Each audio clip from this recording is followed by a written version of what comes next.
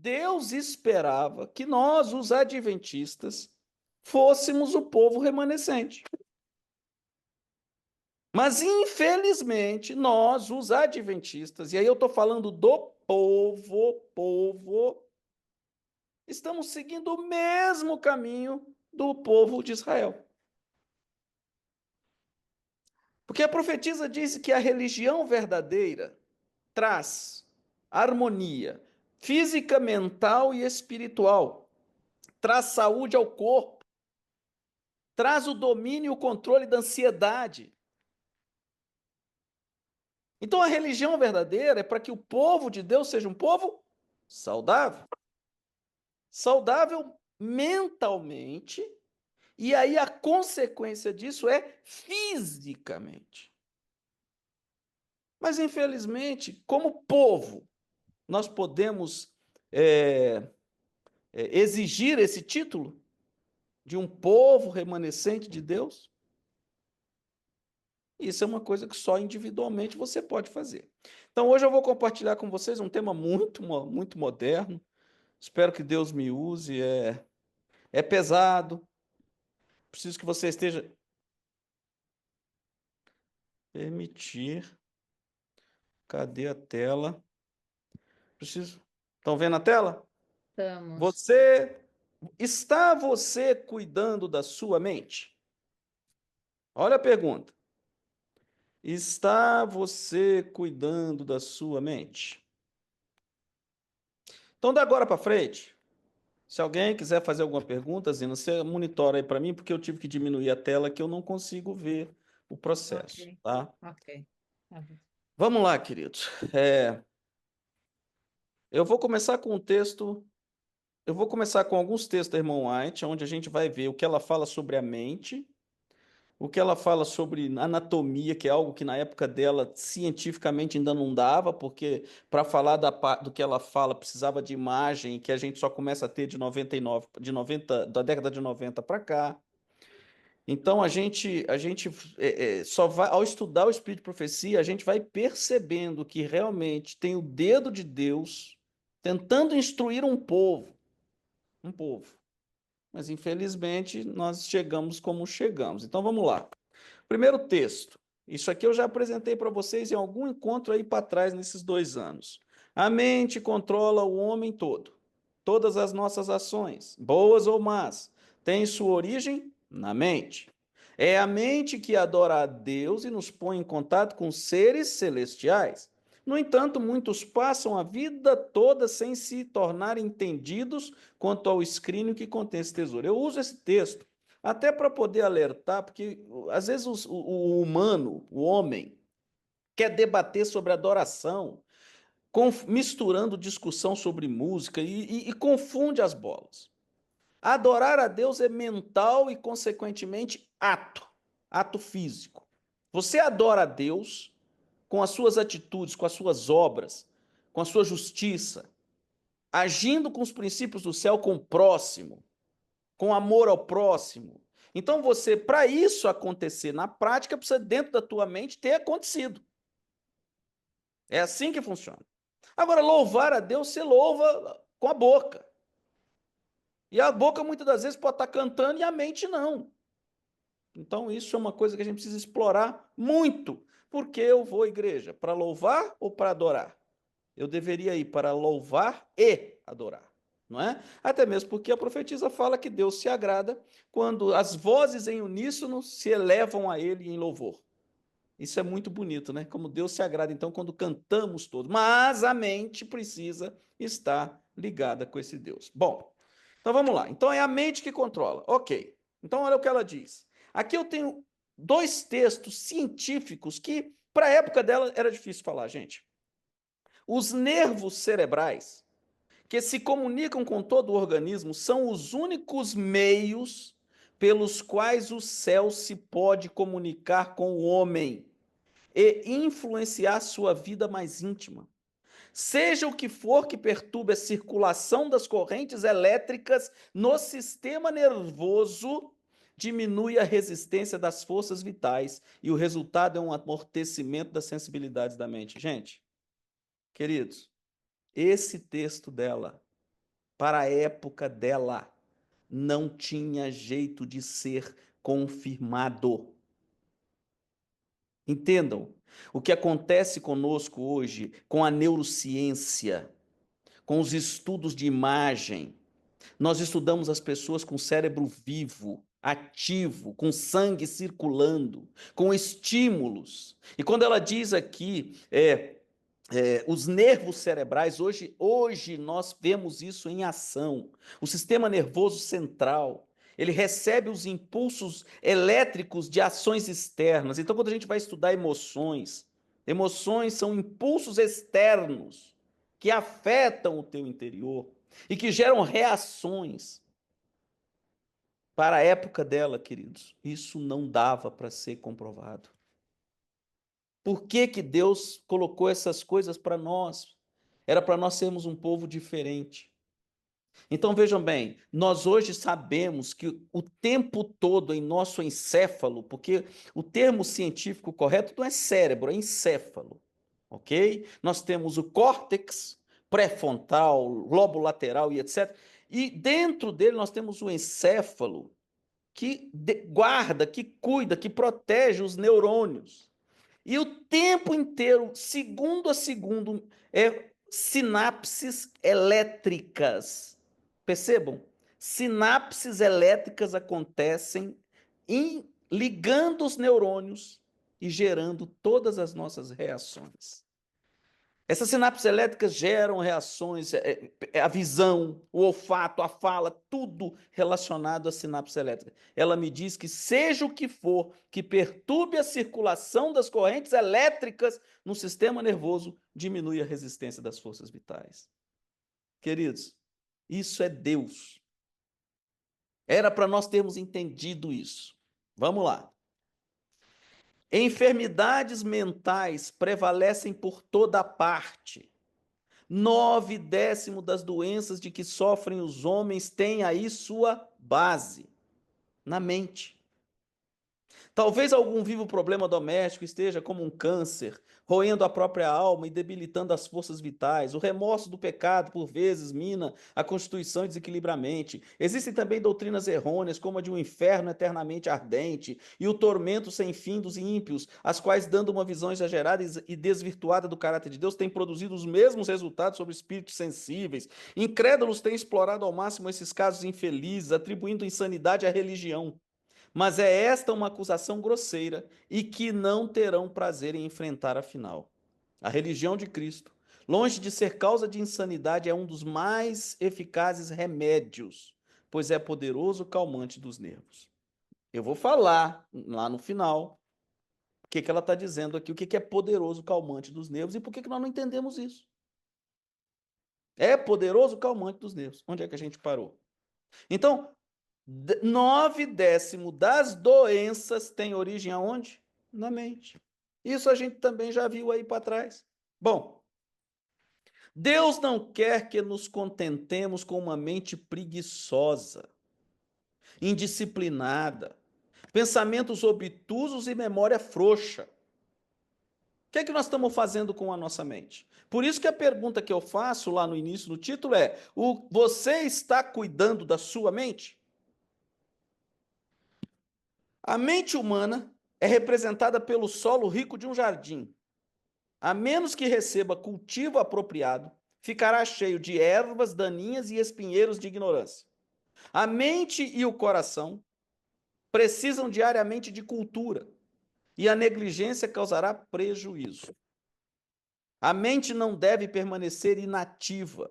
Se não for exercida na aquisição do conhecimento, submergirá em ignorância, superstição e fantasia. Se as faculdades intelectuais não forem cultivadas como devem ser para glorificar a Deus, tornar-se-ão fortes e poderosos condutos para levar à perdição. Então, você está cultivando o que na sua mente? As horas do seu dia, o jardim da sua mente, como é que ele está sendo cultivado? Com o que está tratando do jardim da tua mente? Eu estou fazendo perguntas para que você vá analisando a sua vida. O que você passa durante o dia buscando para alimentar o terreno da sua mente? O que vai florir nos neurônios na sua mente. O que vai provocar as emoções que gerarão sentimentos na sua vida. Bom, poucos compreendem que é dever exercer domínio sobre seus pensamentos e imaginações.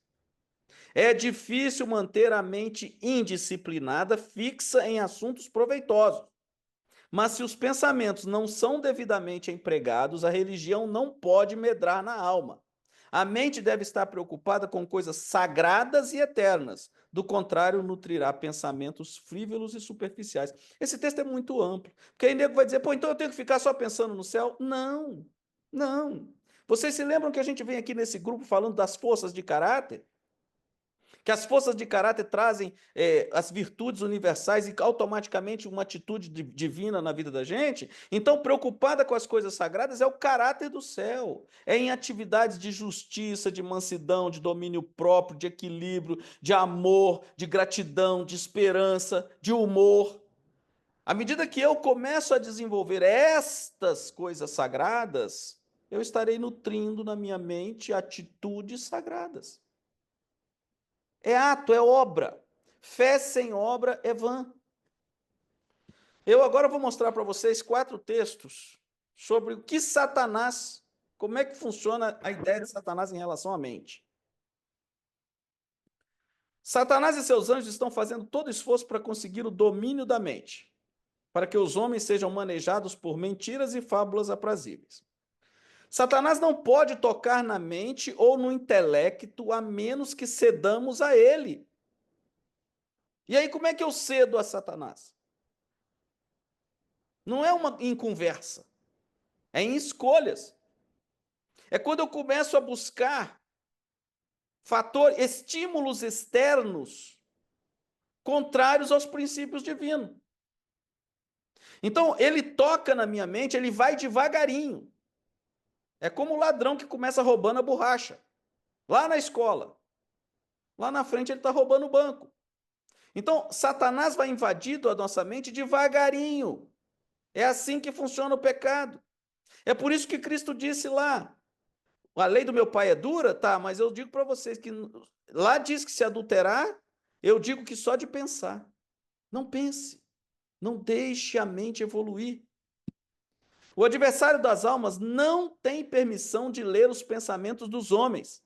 Olha que coisa sensacional. É, porém, perspicaz observador e nota as palavras. Registra-as e adapta habilmente suas atentações de modo a se ajustarem ao caso dos que se colocam em seu poder. Caso trabalhássemos para reprimir os pensamentos e sentimentos pecaminosos, não lhe dando expressão em palavras ou ações, Satanás seria derrotado, pois ele não poderia preparar suas especiais tentações para adaptar ao caso. Mas quantas vezes, por sua falta de domínio próprio, os professos cristãos abrem a porta ao adversário das almas? Sabe, é quando você entra numa conversa para fazer uma crítica ao irmão ou à irmã, para botar em dúvida coisas, princípios. Satanás vai ali, ó, ele acompanha. O anjo mal acompanha. E ele vai criar condições para isso. Penúltimo texto sobre Satanás. Satanás exulta ao ver a família humana mergulhando mais e mais profundamente no sofrimento e na miséria. Ele sabe que as pessoas que têm hábitos errôneos e corpo doente não podem servir a Deus tão resoluta, perseverante e puramente como se fossem sãos. Um corpo doente afeta a mente, o cérebro. Com a mente servimos ao Senhor, a cabeça é o capital do corpo. Satanás triunfa na obra danosa que faz mediante o levar a família humana ao condescender com hábitos que os destroem, e uns aos outros, pois por esse meio está ele roubando a Deus o serviço que lhes é devido. Então, com a mente é que a gente lida com Deus. Então, a preocupação é muito maior. Como é que você está alimentando sua mente? O último texto sobre Lúcifer nesse processo. A menos, não, aqui no caso a menos que você cultive uma disposição mental alegre, feliz e agradecida, Satanás, afinal, o levará cativo de acordo com a vontade dele. Perceberam como é forças de caráter? Alegria é humor. Felicidade é consequência de ações de esperança, de gratidão. Mente agradecida. Se você não tiver isso, Satanás vai te levar para o mundo de lamentação e lamúria. Você pode ser um auxílio e uma força para a igreja onde reside, se obedecer às instruções do Senhor e não se deixar dirigir pelo sentimento. Sentimentalismo é uma grande desgraça da humanidade. O sentimento vai evoluindo, pode virar raiva, inveja, rancor e vai por aí fora. Mas e não deixar dirigir pelo sentimento, mas controlado pelo princípio. Nunca permita que uma censura lhe escape dos lábios, pois é qual desadoradora saraivada aos que o cercam. Caiam de seus lábios palavras alegres, ternas e amorosas. Isso é uma decisão pessoal de cada um que está aqui nesse grupo. É você que decide o que vai passar na sua mente e o que vai sair da sua boca. Bom, aí então agora eu vou para um ponto. Eu mostrei a vocês que essa igreja teve uma luz no passado que ninguém teve, que nenhuma outra denominação religiosa teve. Cuidadamente. Teve um aviso de como Lúcifer trabalharia para poder afetar essa mente. E aí agora eu entro então o seguinte: paz mental nessa terra é possível? O que é que nós estamos buscando, na verdade? O que é que nos falta hoje? Será que todos nós tivéssemos encontrado a paz, nós estaríamos doentes? Então onde é que eu tenho isso biblicamente? Lá em Isaías 9:6. Porque um menino nos nasceu, um filho se nos deu, e o principado está sobre os seus ombros. E o seu nome será Maravilhoso, Conselheiro, Deus Forte, Pai da Eternidade, Príncipe da Paz. E esse filho fala o quê? E quando ia chegando ele, vendo a cidade de Jerusalém lá, na festa da Páscoa, ele chora, chora lágrimas muito pesadas. Ah, se tu conhecesses também, ao menos neste dia, que a tua paz pertence, mas agora isso está encoberto aos teus olhos. E eu vou ser honesto para vocês, continua encoberto até hoje a nós. Se nós fôssemos um povo que tivéssemos encontrado a paz, nós seríamos o povo remanescente. Estamos doentes, vivendo de Rivotril, estressados, com medo, ansiosos, porque não encontramos a paz. Eu disse essas coisas para que em mim vocês tenham paz. Neste mundo vocês terão aflições, contudo, tenham ânimo, eu venci o mundo. Aqui tem um estado mental positivo, mas ele disse que para que nós tenhamos paz. E o último texto bíblico: tu conservarás em paz aquele cuja mente está firme em ti, porque ele confia em ti. Percebam, o profeta Isaías, 26, no capítulo 26, no versículo 3, já falou da mente humana. Para encontrar paz é confiar em Deus, a mente humana. E aí eu entro nos 3 últimos textos da irmã White. Eu sei que é pesado isso, porque eu estou falando para praticamente aqui só adventista. Essa é a verdade. Mas e aí? Nós não encontramos a paz por quê? A paz não é coletiva. É a primeira coisa que eu e você temos que ter na cabeça. Eu não vou encontrar a paz indo à igreja, assistindo sermão, louvor bonito. Não vou. Não é aí. A paz é uma pessoa. A paz é um Deus. A paz é um mestre. A paz é a paixão pelo sacrifício que ele fez por mim. Então a paz é Cristo. Não tem outra alternativa, é bíblico. E a paz, ela não será física, ela será mental. O que eu estou fazendo, dando espaço ou não para essa paz na minha mente. E não é uma questão de ficar só lendo, não. É meditando. Aquilo que a gente já viu lá em um dos encontros aí sobre meditação e mindfulness. Precisamos alimentar a mente. Meditar.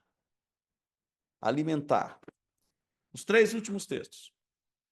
A paz de espírito que sobrevém dos motivos e ações puros e santos comunicará franca e vigorosa elasticidade a todos os órgãos do corpo. A paz interior e uma consciência livre de culpa para com Deus vivificarão e revigorarão o intelecto como orvalho destilado sobre terras plantas.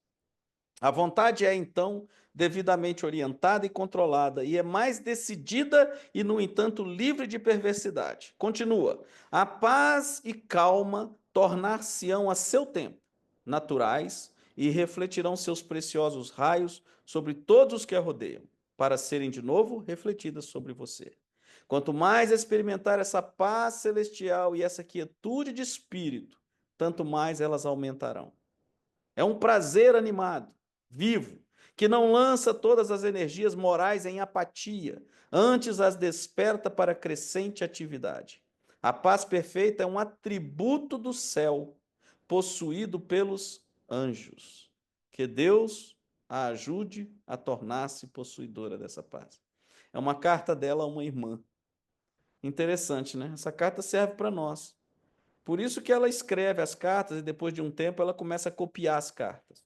Porque ela diz: Deus me mostrou que essa carta vai servir para outros milhares no decorrer da vida. Está escrevendo para você e para mim. Independente da dificuldade que eu e você estejamos passando nesse momento, se a gente tiver encontrado esta paz, que é Cristo, nós passaremos isso com a consciência do que ele falou para você e para mim. Nesse mundo tereis aflições, mas tende bom ânimo. Como é que a gente lida com as aflições, com as ansiedades, com as angústias? É com ânimo? É com emoção positiva? É confiando no Criador? Talvez esteja aí a nossa falha. O último texto é este. A fé no amor de Deus e em sua providência, que todas as coisas dirige, alivia o fardo da ansiedade e cuidados. Enche o coração de alegria e contentamento, seja na mais elevada condição ou na mais humilde.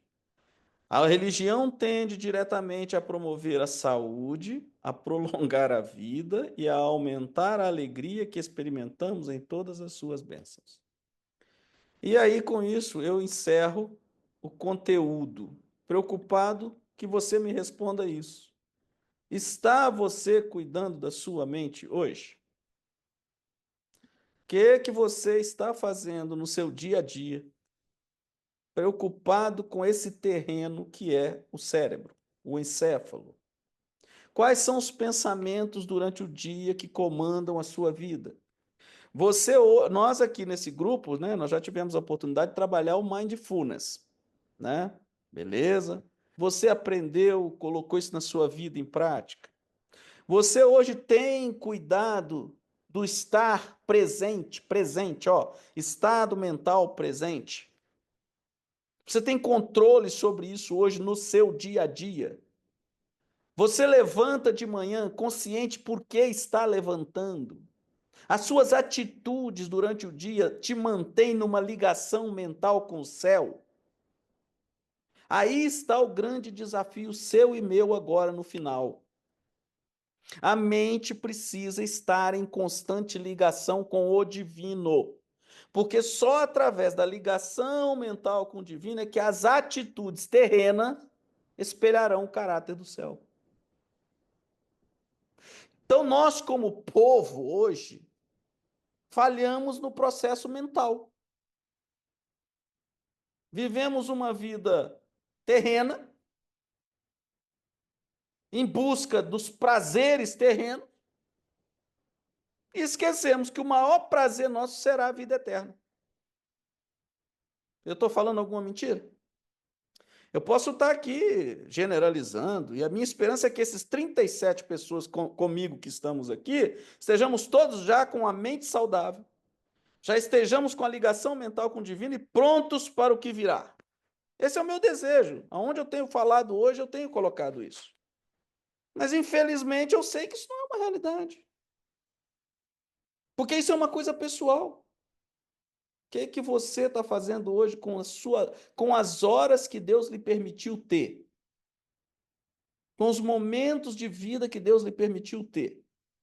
Você está alimentando rancor, raiva, inveja, ciúme, irritação, medo. O que é que você alimenta a tua mente hoje durante o dia? Enquanto você não tiver consciência disso, você não vai ter controle sobre sua vida. E não adianta me dizer que o diabo é que cuida. Não, não, não, não, não, não. Você entendeu que o diabo não tem poder sobre os seus pensamentos. Então é você primeiro dentro de você que está pensando errado. Os estímulos externos hoje estão influenciando seus pensamentos. O que você está deixando externamente atrapalhar a sua mente? Então, o desafio que você e eu temos daqui para frente, queridos, e nesse final, é quem nós vamos adorar. E vamos deixar de hipocrisia. Ir na igreja no sábado é só número.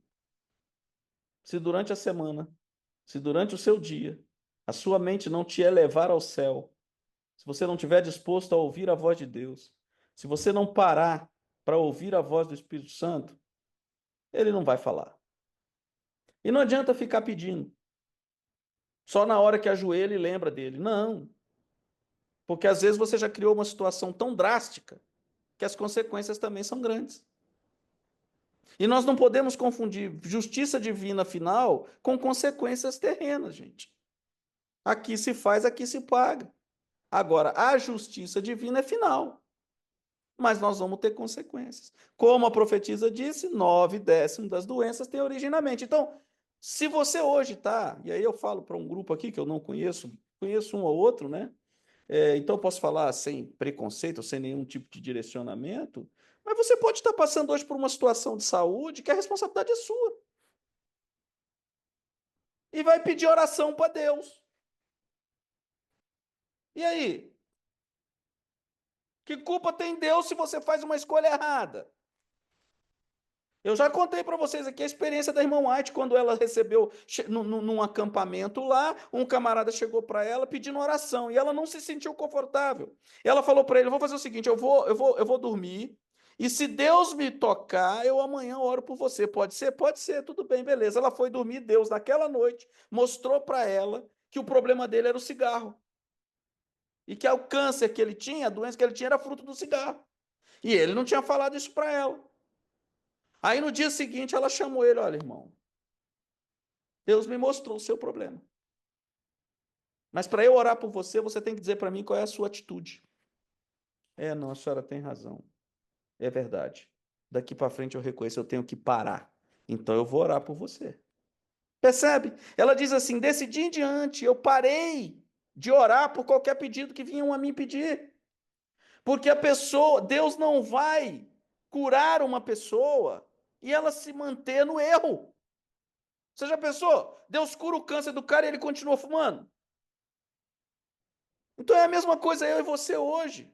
Quais são os problemas que nós temos hoje, individualmente? Eu estou falando aqui para 36 pessoas. Quais são os problemas que você tem? Quais são culpa sua, da sua escolha? Como é que está a sua vida hoje? É sedentária? Então eu tenho dor daqui, dor dali, então a culpa é sua. A culpa é sua. Vai fortalecer os músculos. Vai caminhar. Vai fazer academia. E isso é contrário à natureza divina, porque a natureza satânica. Porque a natureza satânica é preguiçosa, comodista, procrastinadora. Não, eu estou cansado. Vai fazer academia. Hoje eu fui para academia, encontrei até com a Iracema lá. Eu fui para academia cansado, mentalmente estressado por causa do trabalho. Quando eu saí da academia, eu estava renovado.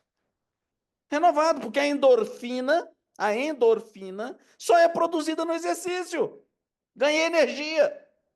Mas então eu saio de casa às vezes para ir para academia, eu sei que eu vou voltar muito bem. Eu vou desmotivado, mas volto bem. Agora, o que eu e você estamos fazendo com o resto da nossa vida, com a nossa mente, com as leituras, com a meditação e a respiração? Nós aprendemos lá atrás, em uma das aulas, mindfulness. Tem respirado? Já respirou profundo hoje? Encheu o pulmão? Quantas vezes no dia você fez isso hoje? Encheu o pulmão. Você já sabe qual é o benefício mental disso? A oxigenação do cérebro, baixa pressão. Você tem feito isso? Que a profetisa, na época dela, já alertou: nós respiramos errado. Mas você tem feito? Não tem, né? A grande verdade é essa: não tem. Então, queridos, não adianta.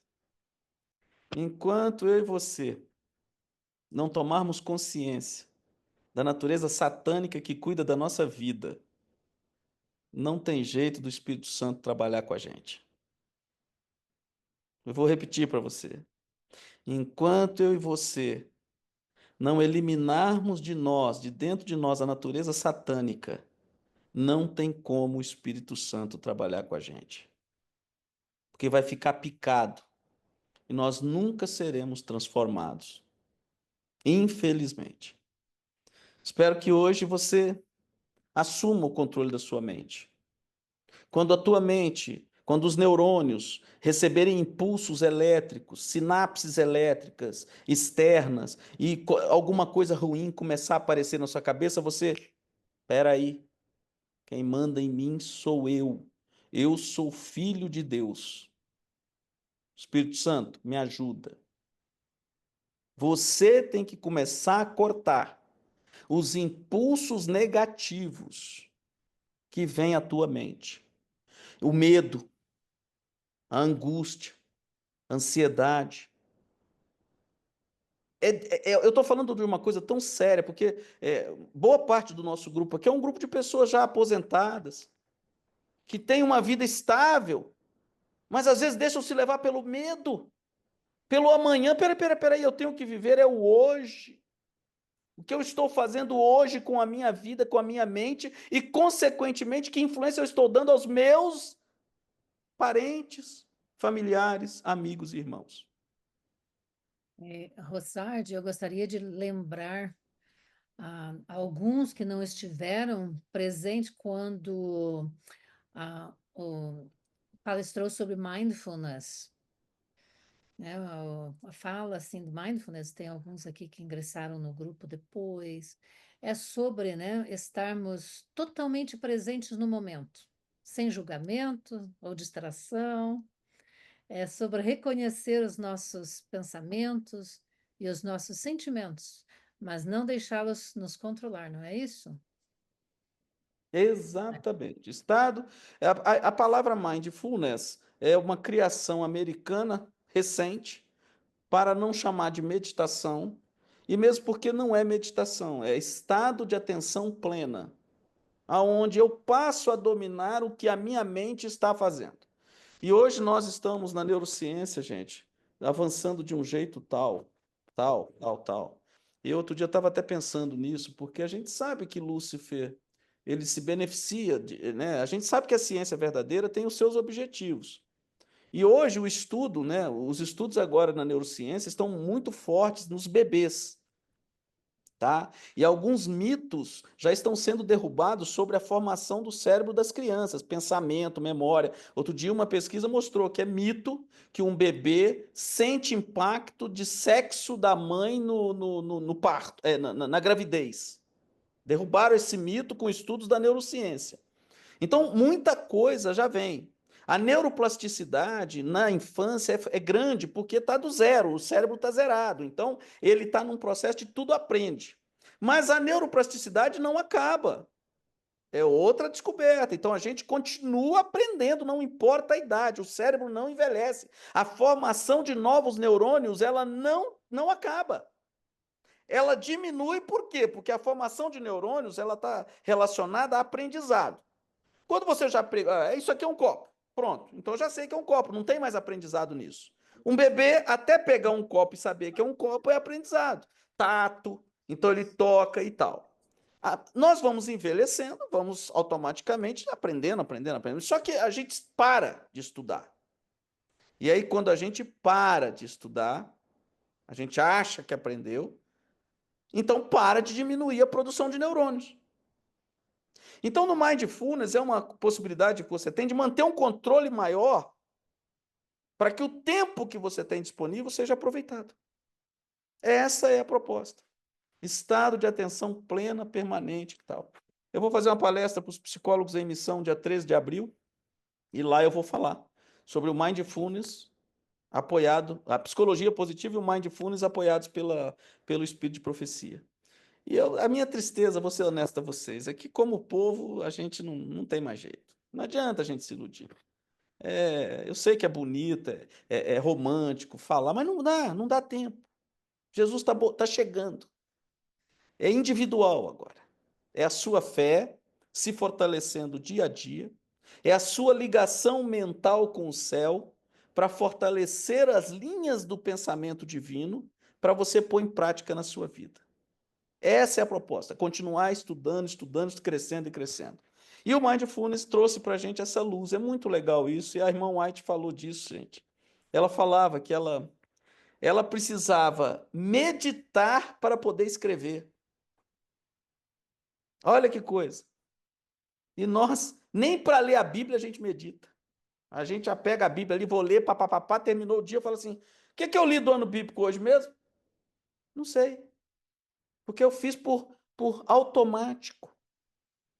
Eu preciso estar lúcido do que eu estou fazendo e por que eu estou fazendo, ok? Assim como vocês, que toda terça estão aqui, vocês têm um porquê estar aqui.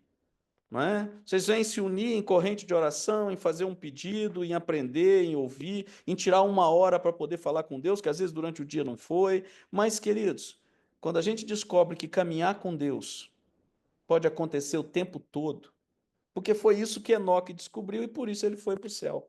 Fica a minha expectativa aqui de que você consiga descobrir isso, caminhar com Deus, todos os momentos do seu dia. Elevar a mente ao céu em todos os momentos. Porque os Amém. princípios do céu você já conhece, ele deixou escrito para você e para mim. O que está faltando para nós é a prática com o próximo. É isso que falta para nós. É deixar o nosso ego de lado, é abnegação, para poder fazer o outro feliz. Porque o céu é isso que acontece, é a felicidade do outro e nunca a minha. E isso a gente não aprendeu, né? Essa que é a grande verdade. Eu outro dia, me permita que eu vou ler, Zina, porque o Espírito Santo me tocou aqui para ler para vocês, se eu achar que agora rapidamente, porque eu encontrei um texto no Espírito de Profecia. Eu estou lendo Testemunhos para a Igreja, volume 5. É um dos livros mais maduros da irmã White. Ela escreve esse testemunho, essas cartas do testemunho, volume 5, é no período da década de 80. Então ela já tinha vivido muita experiência, amadurecido. E eu vou ser honesto para vocês, é sensacional. É sensacional. É muito conselho e aprendizado. Mas essa semana eu encontrei um texto. Ah, tá aqui, ó.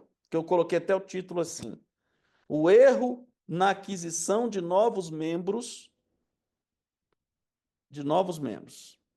E a última coisa que eu vou ler, tá, Ludina? Me permita.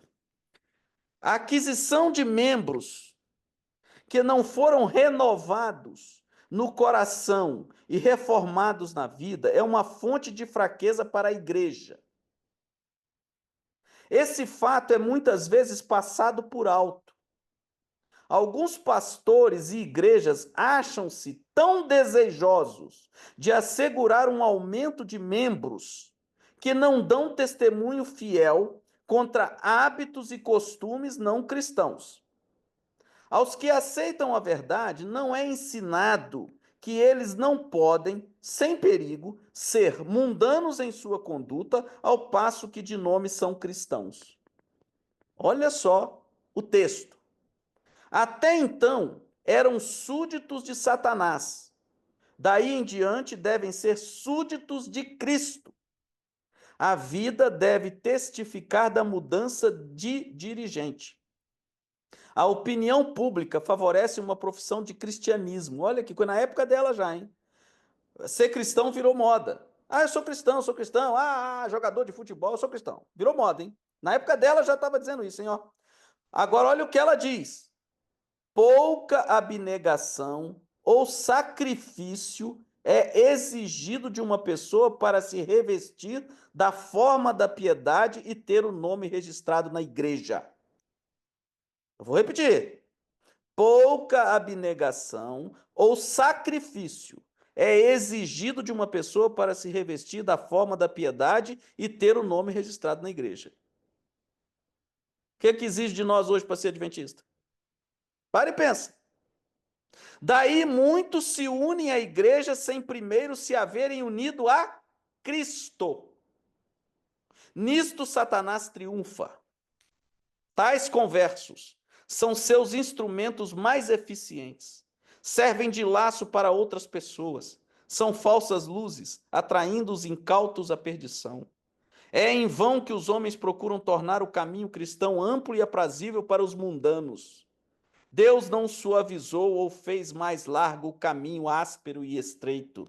Se quisermos entrar na vida, cumpre-nos seguir o mesmo trilho palmilhado por Jesus e os discípulos, o trilho da humildade, da abnegação e do sacrifício. E aí, queridos? Humildade, abnegação e sacrifício. E é por isso que a gente não conhece a Jesus, porque nós não estamos dispostos a abnegar nada. A gente quer ir para a igreja para ser agradado, para ter louvor, para ter culto bonito, para ouvir palestra, para ter autoajuda e voltar para a natureza egoísta, egocêntrica que nós somos. Nós não estamos dispostos a morrer no velho homem. E, infelizmente, essa é a realidade nossa. Ok? Rosário, você falou três coisas: abnegação, sacrifício e O trilho da humildade, humildade. abnegação e do sacrifício. Humildade, ok.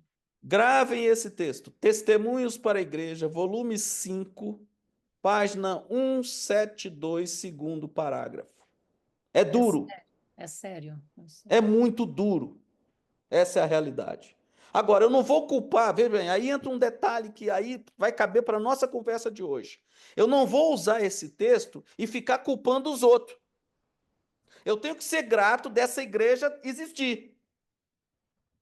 Porque se essa igreja não existisse, eu não teria conhecido essa mensagem. Agora, o que eu tenho que fazer é assumir a minha responsabilidade. Abnegação, humildade e sacrifício. Eu estou disposto por Cristo? Estou disposto. O que eu ouço por esse livro que está saindo aí agora, né? O Decreto Dominical.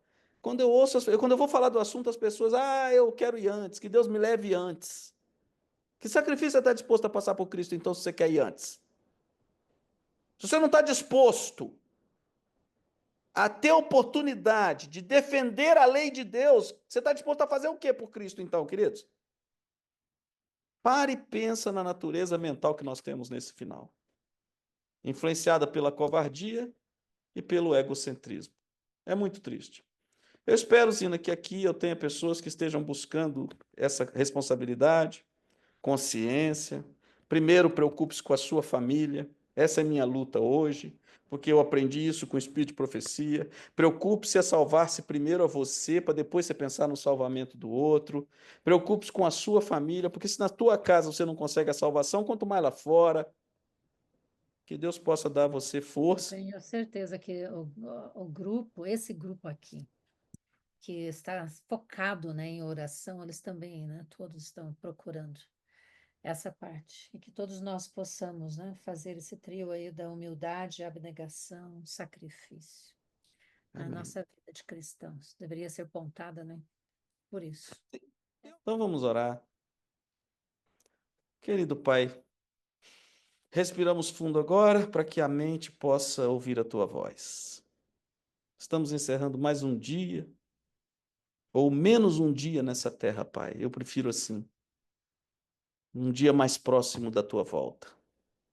Terminamos com vida, alguns com saúde debilitada, outros não, mas queremos terminar o dia ouvindo a tua voz. Não a voz do Rossard, do palestrante, mas a tua voz. Queremos dar a chance à nossa mente, ao nosso neurônio, de ouvir a tua voz. Que o teu Espírito, Pai, possa atuar intensamente na vida de cada um aqui deste grupo, para que possamos desenvolver abnegação, humildade e sacrifício pelo nosso Mestre Jesus. Amém.